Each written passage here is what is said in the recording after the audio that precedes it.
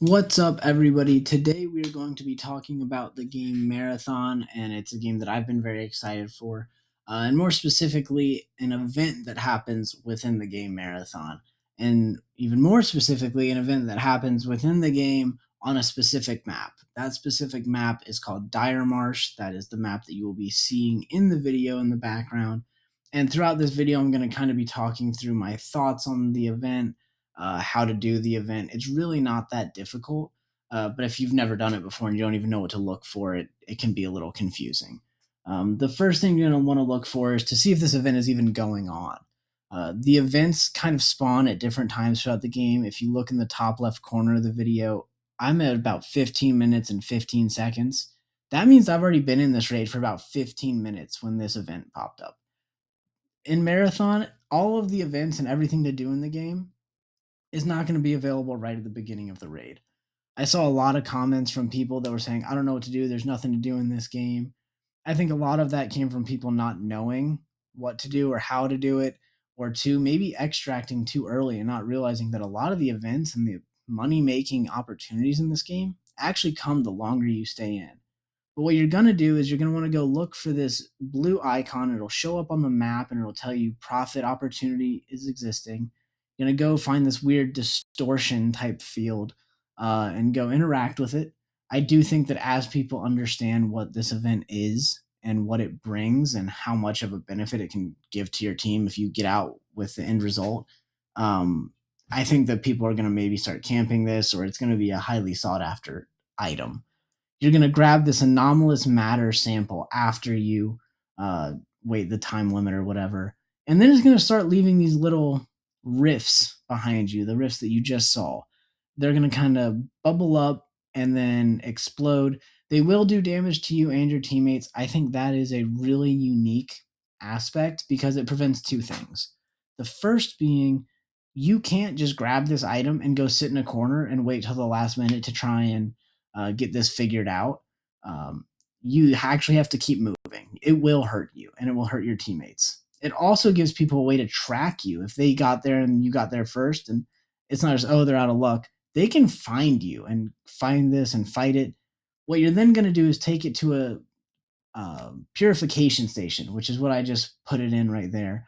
And there's little dots on it. I know you couldn't really see it there, but they go from red to green as time progresses. You can kind of see them there, but they go from red to green. And once they're all green, it opens up and there's a cube. I believe it's like the temporal artifact that you grab out of it. If you successfully extract from that raid, anybody in your team can extract with it. Everybody in your squad gets 2,000 credits, which is actually a pretty good chunk of change. But as this is all happening, it makes noise. It's not quiet. There will be like a beeping going on in the background. People are going to know that you're doing this event. People are going to know that you're purifying this item and potentially leaving with what is pretty much 6,000 credits between you. That's a lot of currency in game. Here, this team actually does push us, and they almost kill me.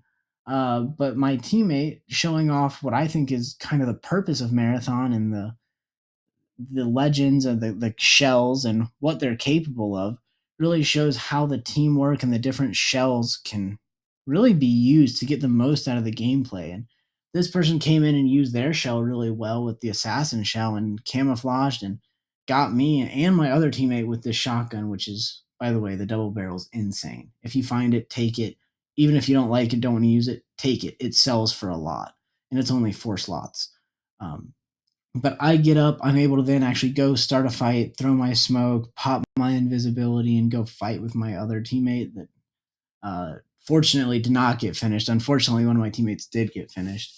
But then we get to have this really cool fight with a team that was, to be quite honest, really juiced for the server slam.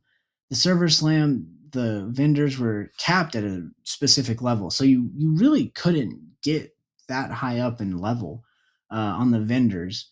And because of that, you actually could not get some of the better items without just getting them in raid. And these guys had purple shield, which we saw a few times, but it was not very common by any means.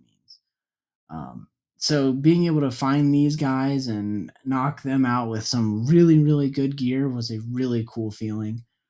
I personally do think the time to kill should be just a little bit higher. I don't need it crazy, uh, but I want it to be just a little bit higher. Sometimes I feel like there's no outplay if they shoot you first, and positioning should provide a good advantage, but I don't think it should be everything. I also think that it kind of prevents a little bit of ratting, which I'm a huge proponent of preventing ratting. But again, that's my own personal opinion. Everyone's going to have a different opinion.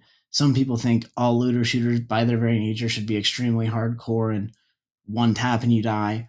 I'm not of that opinion. I would love it if there was a longer time to kill. But again, my opinion. I'll move on from that.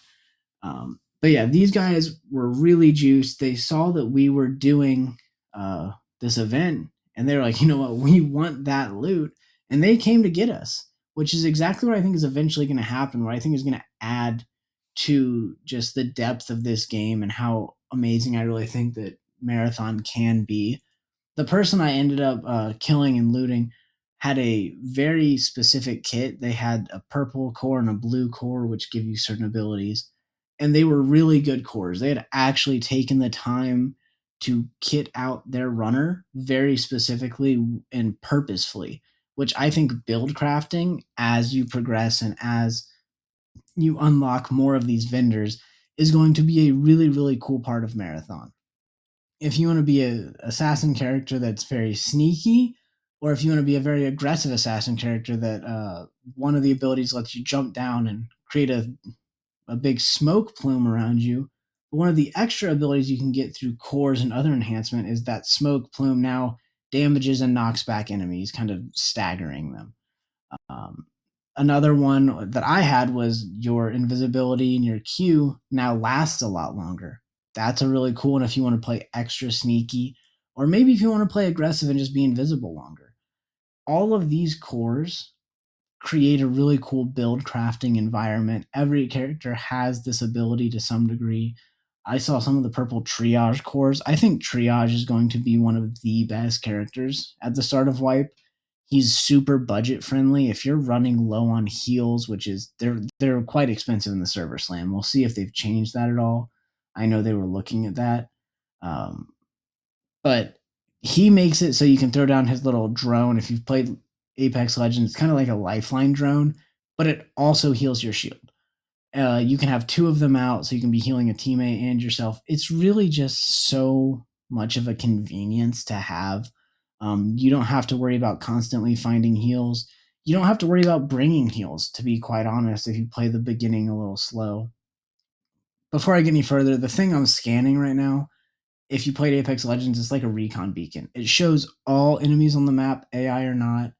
Super great if you go into a POI and you find one of these, scan it right away. It'll let you know if people are pushing you. It does some pulses and you can kind of see what's going on around you. It saved us several times. So that way you can also scan it and then maybe do a PvE event that's there just so you know you're not about to get jumped by a whole nother team that's coming to get you.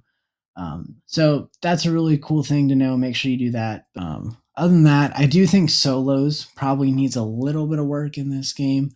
It's not super fun. Everybody, I don't want to say it's not super fun. It's a very different experience.